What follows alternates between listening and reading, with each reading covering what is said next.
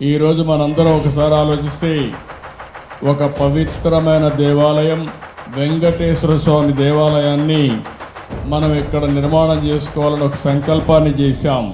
అమరావతి దేవతల రాజధాని అమరావతి అయితే మన రాజధాని అమరావతి అంటే ఈ రెండు కూడా ఏ విధంగా సింక్రనైజ్ అయినా ఆలోచిస్తే ఇంకొక పక్కన మన రాష్ట్రంలో కలియుగ దేవుడు వెంకటేశ్వర స్వామి ఇక్కడ ఈ యుగంలో అవతరించారు. ఇది ఒక ఆలోచన.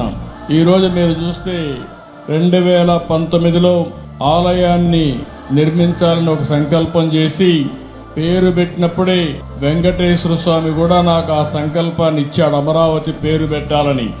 అందుకే పేరు పెట్టాం.